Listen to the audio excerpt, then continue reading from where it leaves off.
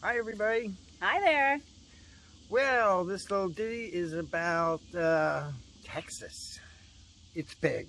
It's big. It's very big. But one place that I really personally enjoyed was the Civil War Museum in Fort Worth, Texas.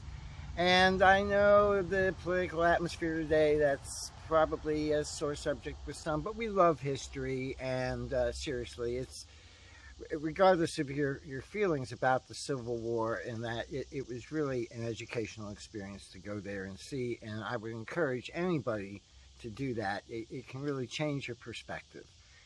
And if you're wondering why, well, I'm having some problems with my right eye and going to get some cataract surgery done. In the meantime, I'm trying to keep my brain not getting totally confused by blurry and can see. So I'm blocking one eye. That's what I'm doing.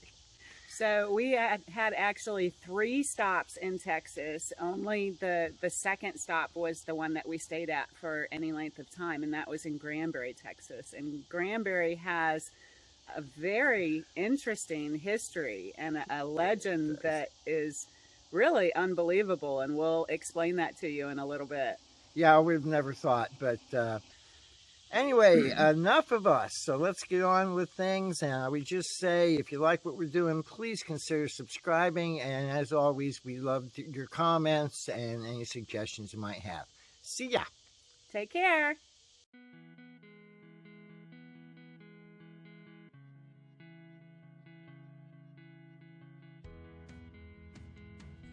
This travel day takes us from Carlsbad, New Mexico to Granbury, Texas. And almost as soon as we crossed the border into Texas, we could see more grass, trees, and farmlands. The hills were mostly gone, and there were mesquite trees everywhere. We spent one night in a rest area just east of Sweetwater, Texas. This rest area was much smaller than the last one we stayed at. Folks just pull off to the side of the driving lane on either side. So it was a lot noisier with vehicles coming and going, but still a pretty nice rest area. And we were better able to take General out without worrying about the traffic because our door opened up right to the grassy area. The camping area that we picked is actually like a city park right on the Brazos River and is run by the Brazos River Authority. They actually have 4 parks like this in the Granbury area that all allow camping for free with a 10-day stay limit. And we did do a campground review on this, so you'll be seeing that later. This was the first campground that we've been in quite some time that had grass, and General was really enjoying that.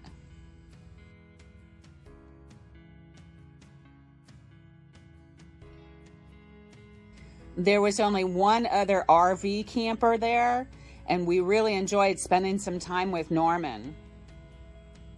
It rained a lot while we were in Granbury, so most of our time that we spent there was spent looking out at the river and watching the birds. We really loved seeing the egrets and blue herons, and there were also several couples of Canadian geese with babies.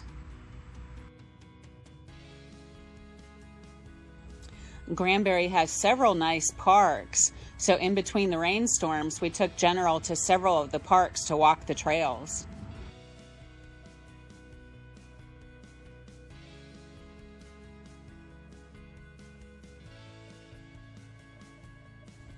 This park was right next to a house that had a bunch of goats and a donkey. Wow, those baby goats sure can jump high into the air, and they were so cute to watch.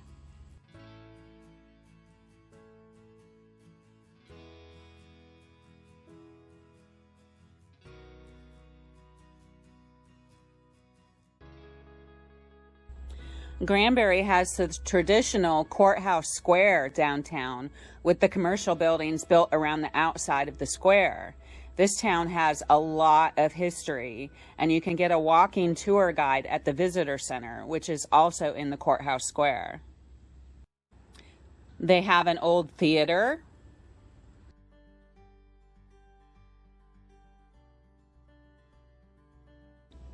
And the Opera House, which was built in 1886, has been completely restored on the inside and is now used by the Granbury Theater Company. And just to the left of the Opera House, the building which is now St. Helens Gifts has a very interesting history of its own. A man named John St. Helen lived in Granbury during the 1870s, and he worked as a bartender at 2 different establishments, one being this building. Local tradition has it that John St. Helen was in fact John Wilkes Booth, the man who assassinated President Abraham Lincoln. Now, history says that John Wilkes Booth was shot and killed at Garrett's Farm in Virginia shortly after Lincoln's assassination. Some historians believe there was a conspiracy among members of Lincoln's cabinet to murder the president, and legend has it these same high-ranking officials helped Booth escape, and the man killed at Garrett's Farm was actually somebody else. Well, Booth eventually landed in Granbury and used the name John St. Helen. He kept his secret for many years until he thought he was dying and confessed his true identity on his deathbed. But he ended up not dying, and he left Granbury as soon as he was able. There are some beautiful old houses in Granbury. We really love this wrought iron fence with the Texas Lone Star in it. Of course, you all know General loves playing in the water.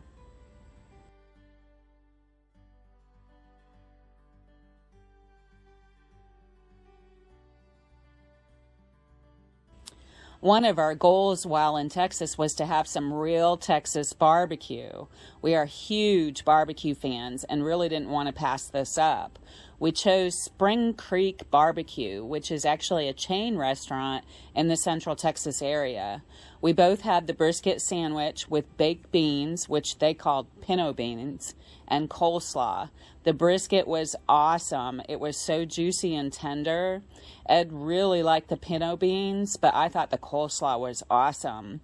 And they make fresh dinner rolls all day long, so you can have all the fresh dinner rolls you want.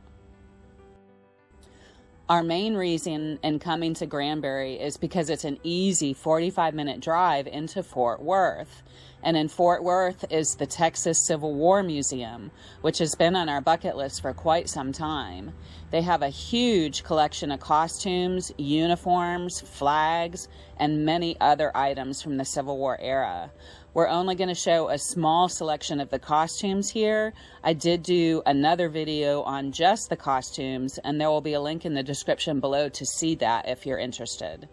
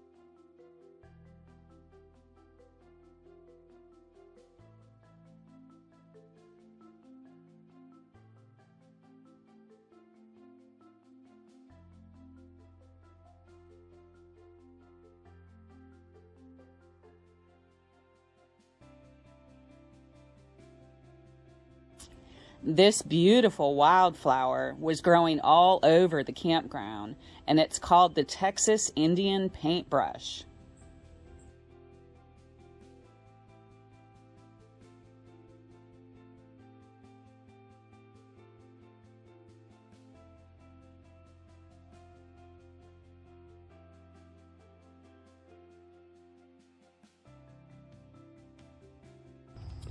Another rainstorm heading our way.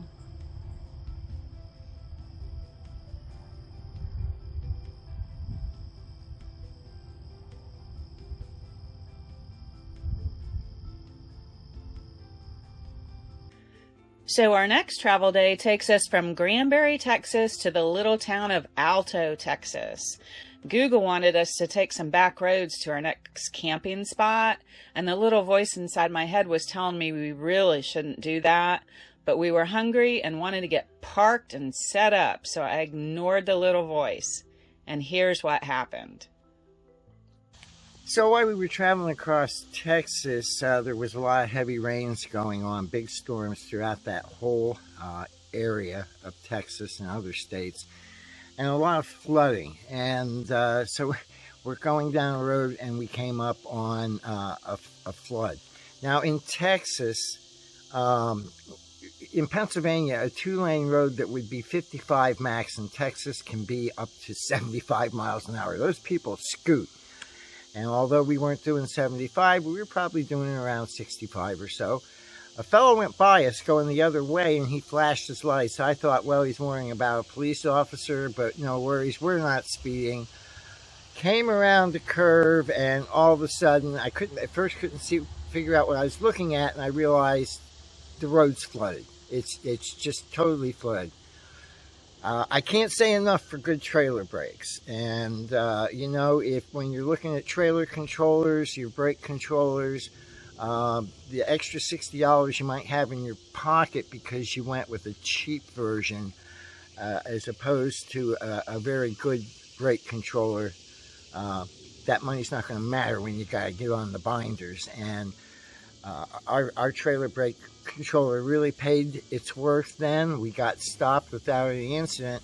And the other thing I would say is if you're a newbie hitting the road with your travel trailer, with your rig, go practice backing up someplace, whether it's a big high school parking lot or an area that you can find, maybe even just set up something so you can back up and have a goal and move into a parking spot or something. Because when we got there, when that happened and we had to come to a dead stop, we also had to back up on a curvy road for over a half a mile before we could find a place to turn around.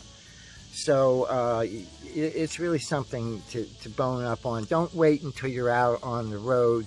I used to, many things I used to do, I used to drive truck in my young buck days, hauling wide loads, but still, it was the experience that we've had over the 2 years and a lot of practice at backing the trailer up and maneuvering it made it as best as it can be, having to back up a half a mile. I'm wondering if somebody's going to be flying around the curve doing 65 and you're backing up.